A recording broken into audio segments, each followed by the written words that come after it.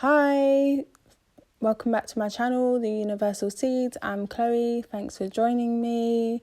Or you didn't really have a choice in joining me because everybody is you pushed out and I manifested you to be here. Hey, today I want to talk about the fact that you really don't have to believe in your manifestation to get it. You really don't. And I think a few people may have noticed this already in life. The first time I noticed this, I used to do all these little tests to see if manifesting was real. And it would happen and I'd be like, oh my God, is that really real? And then I'd doubt myself, but then I'd do it again and it would work out. I used to do this a lot with people, like physical people. Give them characteristics, give them certain names, certain ages, want them in my life for specific things, and they'd always show up. Now, the first time I really realised you don't really need to feel anything about a manifestation was a while back. I was in the shower, I was looking at my legs, and they needed shaving, and I said, I'm going to get a shaver. I just said that. And I just left it.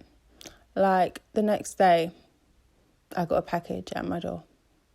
And it had my address on it, but it had a completely different name. And I didn't know anybody with that name. You know, I speak to all my neighbours quite regularly, and that name was completely different person to any of the people that are my neighbours, that I knew of anyway. So, I waited about a week for somebody to come and claim this package because, I'd assume that they'd obviously want to come and get their stuff if they sent it to the wrong address. And eventually I opened it and lo and behold, there was a pack of razors, shavers in the package. So I was like, oh my God, I literally said, I'm going to get a shaver. I didn't say I'm going to go to such and such and buy a shaver. Or give anything specific about it. And it wasn't like, I need to get a shaver desperately. It was just like, I'm going to get a shaver. I need to get, not even I need to, but it was just, it was just a thought. But I didn't have any resistance against it, and I wasn't consciously trying to push it either. It is what it is. And this is a phrase that you'll hear me say a lot on this channel. It is what it is.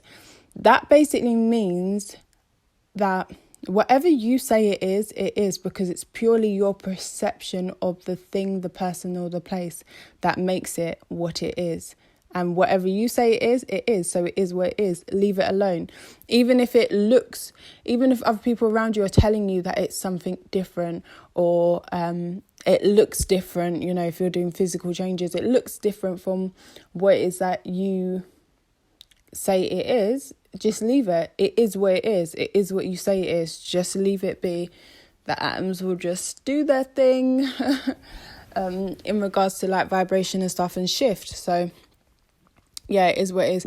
And I've used an example before about, how perception is everything. We see the grass as green because of the way the light reflects off of our eyes. Colour is only reflections of your light reflections in your eyes and how your brain then picks them up, because some people are colourblind. Some people can see more colours than what the average person can as well, because their brain picks it up differently.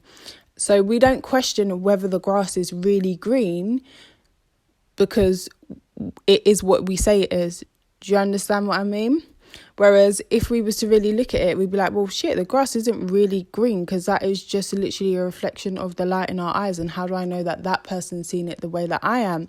And how do we know that if we wasn't in another place, or you took a blade of grass to Mars or something, the grass isn't fucking pink there, So it is just perception. Everything you see in your world around you is where it is because that's your perception of it, and that is what you believe it to be, or what you assume it to be, okay?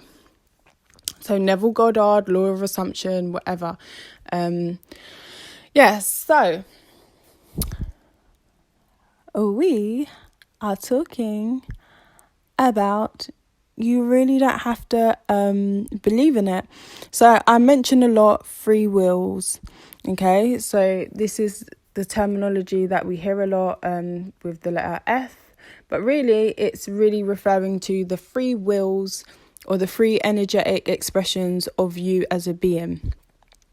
positive, negative, and neutral. So yeah, you do have free will and you are making the rules, and also everybody else has free will.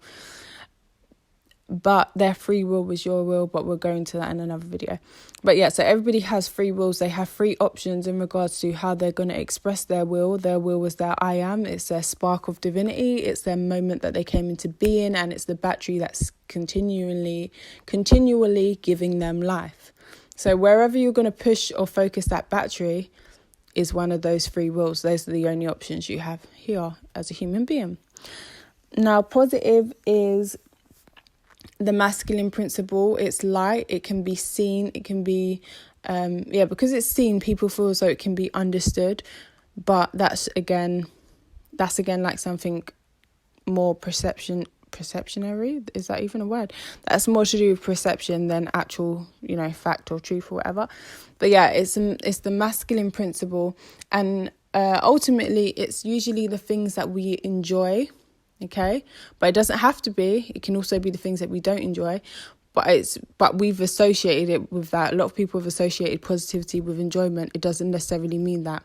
Somebody goes for an AIDS test and they're positive, they're not going to enjoy that shit. You understand? It just means it's a belief. Okay, so it's a belief that hardens into fact. That's what positivity is.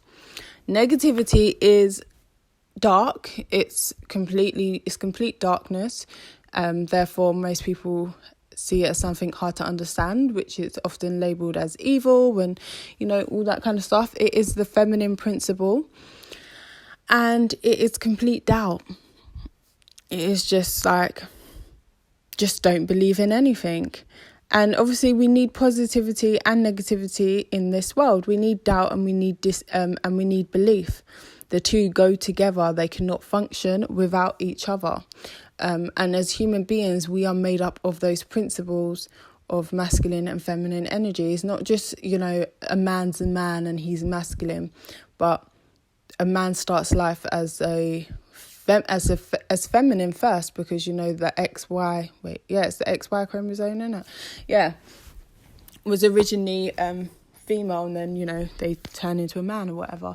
But yeah, so what's this got to do with anything?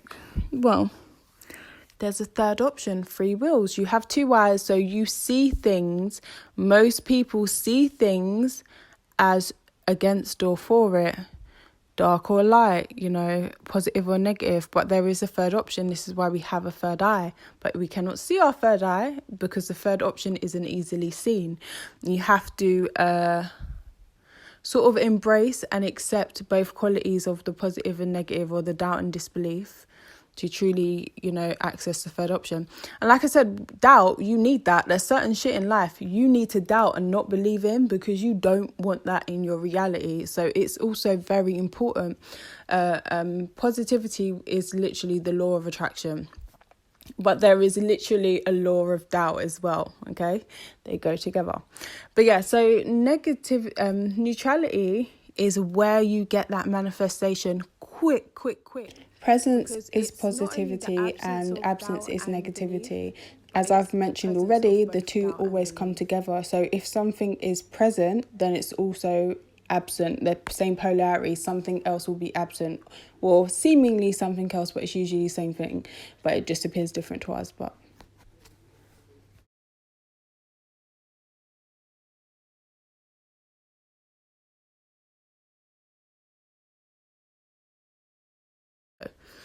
it's always present, but it's the acceptance of them, or kind of seeing them as the same, which they are. They're just opposite ends of a scale. So what does this mean in everyday life terms? It means if you want something, don't doubt it, but you don't really believe it either. You don't have to be like, oh my god, this is going to happen. Because if you push so hard in that belief, like sometimes people push so hard in a belief and they don't get their fucking manifestations, and they're like, why? Because as soon as you're not pushing super hard with that belief, with neutrality energy, because the two go together, you start to doubt and you start to worry.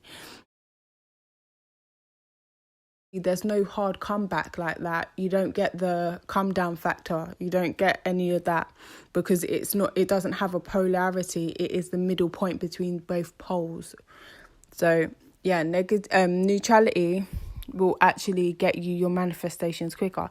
So what does that feel like? It's like the set it and forget it. It's, just making an observation and then going back to something completely unrelated to that, or just not really questioning it or not worrying about it. So just don't really think about it. You don't have to believe it. So what the hell has mental diet got to do with anything? Why do we use our mental diet? Because our mental diet isn't just a belief system or whatever. It's a direction. So it's keeping your thoughts flowing in one direction. Therefore, you're putting energy into that direction. Therefore, your doubt, your disbelief, and your neutrality will manifest in that direction. You will see results in that direction if you keep a good mental diet. But if you're having a scattered mind and you're focusing on loads of different things and having so many different thoughts about so many different things in a day, and you're jumping through various polarities, it will be harder to see the results. Because even when you think about when people go through periods of depression, shit really gets rough for them. Like in their life, shit will start to really go bad. And then you'll see other people where they have periods of just like fucking abundance and expansion, and everything they touch is just turning to is magical for them because they've kept their mental diet in the same direction and on the same polarity. So yeah, neutrality, again, like I said, if you want to use that polarity, then it's not a polarity, sorry, excuse me. If you want to use that option, then I don't know, it just tends to make things quicker. That's something that I've noticed. So mental diet is a direction that you're keeping your focus on. Your focus or your will is one of the three, or it can one of the three, the third option being the combination of two of those options plus itself, which is the third option. So ultimately it is more powerful. I just want to sum it up. You don't have to believe in what you're trying to manifest or what you're currently manifesting, but you do have to have a focus on it, okay? And if you don't believe in it, you can't doubt it. Okay, you're thinking, don't believe in it and doubt, like same thing. No, they're not. Doubt is the opposition, it is a different polarity. It's an opposition or a thought process of that's never going to happen. So that's the energy that you've put into it. It's not possible. Whereas I don't believe in it. It's like, well, it's like a theory. I don't really have any evidence to support this, but I don't have any evidence to go against it either. So fuck it. If it happens, it happens. So yeah, you need to, if you don't believe in it, don't doubt it. Because then you've swung from the polarity of belief to doubt. You understand? And you're not in the neutral zone where you want to be. But okay, thank you so much for watching. Take care. Don't forget to like, share, and subscribe. Bye.